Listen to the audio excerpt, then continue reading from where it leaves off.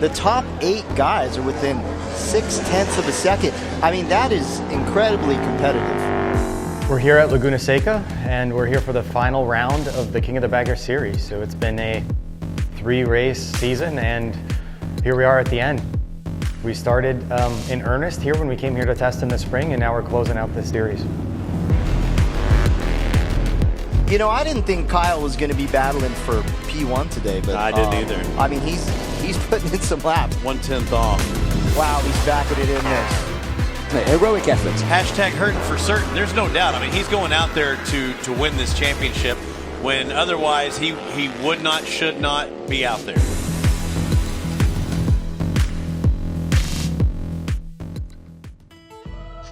Laguna Seca is, yeah, absolutely iconic.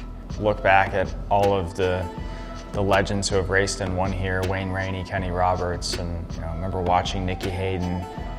This place is like hallowed ground, you know. To come here and ride is a privilege always, and to do it in this situation is even more so. Coming into the race, it's been a little nerve-wracking because Kyle's injury has been difficult, right? And so not knowing exactly how he's going to respond and what we're going to have to do to the bike that he can be comfortable on it has been a little tricky. But as he got out to practice and qualify, just gradually got more comfortable and really learned how to ride the bike a different way to accommodate what his elbow would allow him to do. I mean, this kid, I'm giving him a lot of credit today for coming out and putting in the ride that he's putting in for qualifying. He's a warrior. He's not going to quit at anything, so he's going to figure out how to make it work, and he's going to gut through it, and he just gradually got better and better and better. Travis, same story. We spent a lot of time with him leading up to this race, extra testing, getting him really comfortable on the bike, and it made a huge difference, and his confidence level was high coming in. It reflected in his qualifying times, and he was running very, very strong and got on that pole position after Q1. Just really solid performances from both. The improvements that have been made and the team that I have behind me, I was going 10 seconds faster just in practice this morning than I was last year. So it's huge improvements. So it wasn't too hard for me to get comfortable, but we're at an entirely different level of riding these bikes now. I remember on the 2nd or 3rd lap of the session, I missed a shift up into the corkscrew and I had to squeeze the brakes really hard just to stay on the track. And I was in so much pain, I nearly fell off the bike, but that was the moment when I was like, okay, this is not as easy as I think it's gonna be. There's a fine line between being at the limit and being over the limit, but for me to be in that mental space, I gotta be close to the limit. I'm not gonna just go ride around. So, Sunday morning's warm-up was, go get comfortable being a little uncomfortable.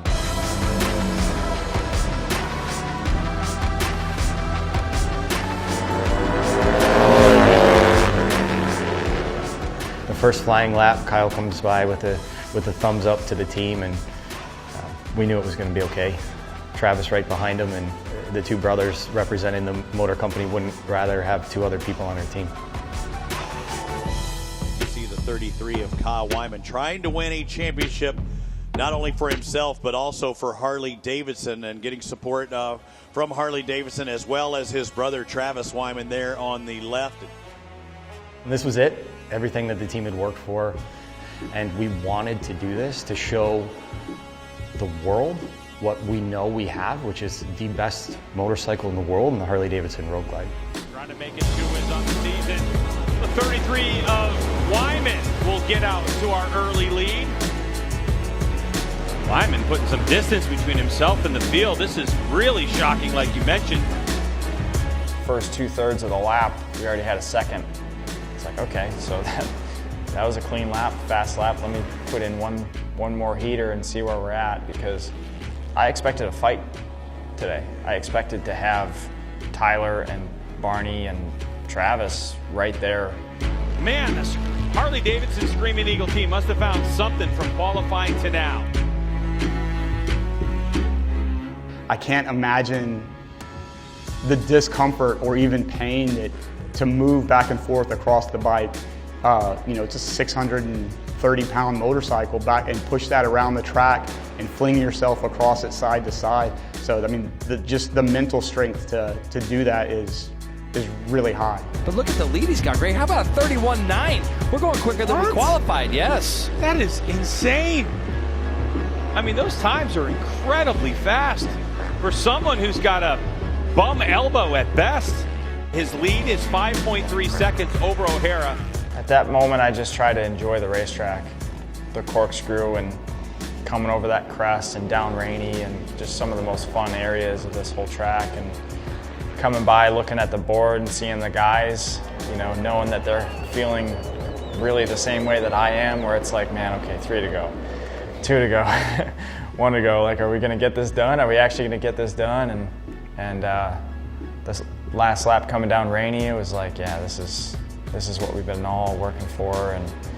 And coming out of that last corner and seeing the whole crew cheering, and it's the best feeling in the world. The checkered flag awaits.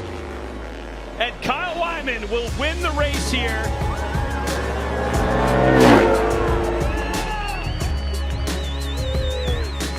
And be your national champion. What a way to do it.